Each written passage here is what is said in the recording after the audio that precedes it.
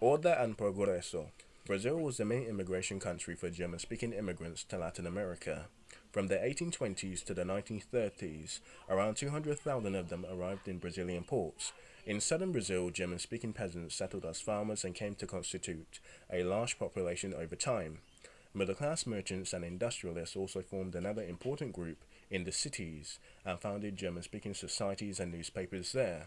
German pastors, teachers, and even diplomats were sent by German societies and authorities to southern Brazil in order to work for the preservation of Deutschland, or Germanness, and to strengthen the German economical and political influence in the region. They founded schools and churches and tried to preserve the German language. These activities provoked skepticism among certain Brazilian politicians and intellectuals who criticized the slow assimilation of immigrants and the attempts to preserve Deutschland.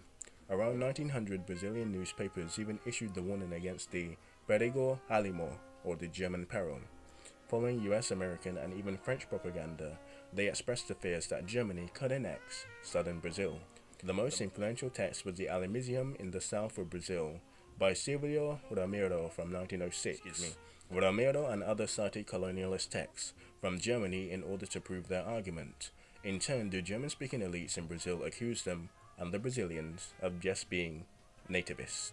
On the 26th of November 1905, the so-called Panther incident aggravated the situation. Crew members of the German gunboat Panther, which were visiting the Brazilian coast, which were searching for a deserted mariner in the Itaja Santa Catarina state, and they arrested him under dubious circumstances. The Brazilian press condemned the incident as a violation of Brazilian sovereignty.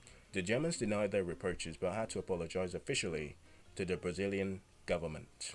The entanglement between Germany and the German-speaking elites in Brazil reasserted themselves when World War I broke out.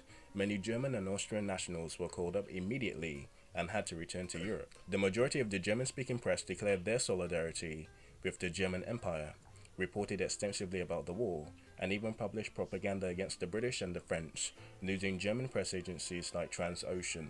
The events in Europe led to an enforced identification with Deutschland. German-speaking Brazilians organized meetings, rogation services, which is church service, and collection campaigns for the German Red Cross. Various local societies and newspapers advertised German and Austro-Hungarian war bonds, which were purchased frequently.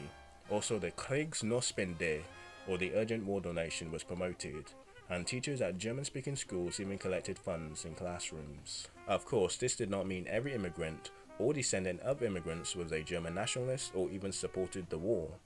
On the contrary, when the Helvetian pastor and envoy to the German Red Cross, Gottlieb Zimmerli, tried to unite all immigrants from Central and Northern Europe in the Germanische Bund für die Studie America, or Germanic Union for South America, in 1916, in order to support the Central Powers. The most important and influential German-speaking societies in southern Brazil refused to participate. A sharp conflict occurred between the influential Federation of Germanic Societies in Porto Alegre and the Bund, since the German-speaking elites were not interested in being instrumentalized for political aspirations. They saw themselves as Brazilians and tried to avoid every action that could provoke a nativist reaction.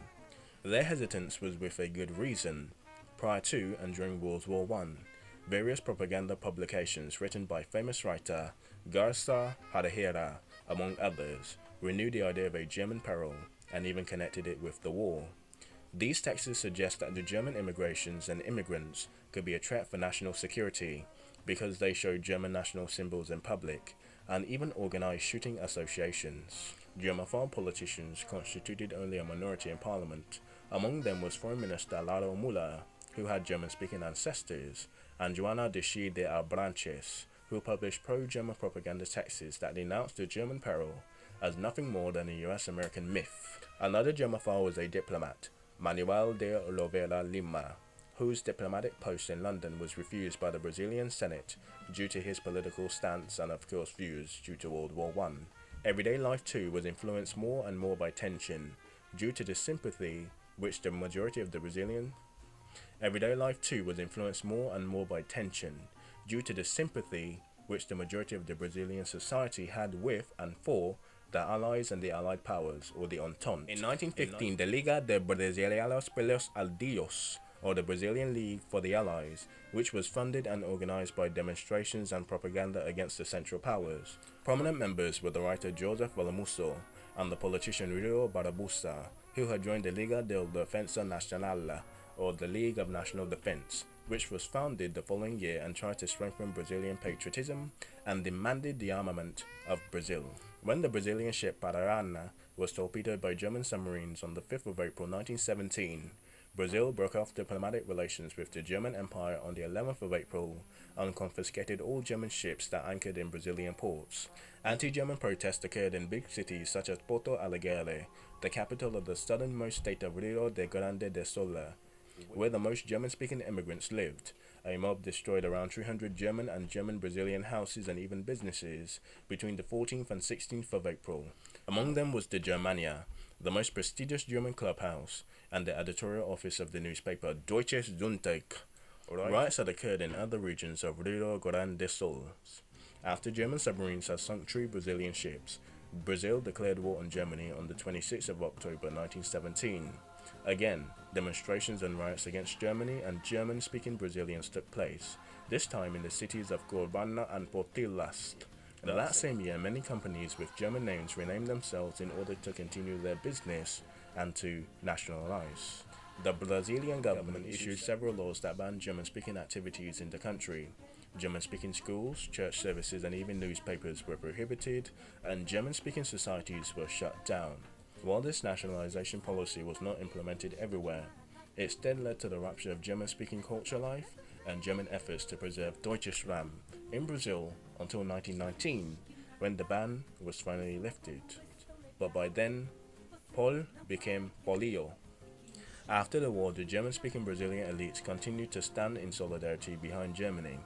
They sent aid packages to Germany and participated in the Rua Spendi, or the Rua Donation, which the French occupied the Rua region in 1923.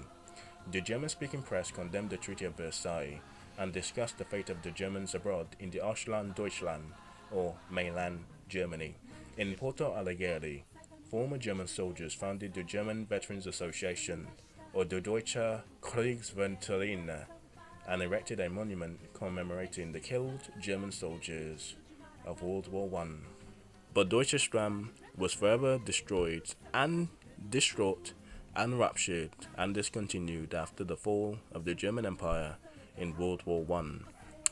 So there you go, Germans that lived in Brazil. Pretty interesting. We should do this a bit more. Probably the British that lived in Germany before the time, because Germany was the culture and industrial hub of Europe before World War I. So it's interesting to see. No people that joined the Brazilian. Who knows who German Brazilians joined the army. Don't worry, Brazil, the episodes are coming. I think it's mostly Brazilian Navy, Brazilian declaration of war, and probably 1 or 2 notable Brazilians on the Western Front, but we shall see. Until then, adios, ciao, muchachos. Learn something. Or, as they say in Brazil, alright, aprende alguma coisa. Aprenda alguma coisa. Learn something. That's a long-winded word for 2 words. Anyway, learn something. Ciao.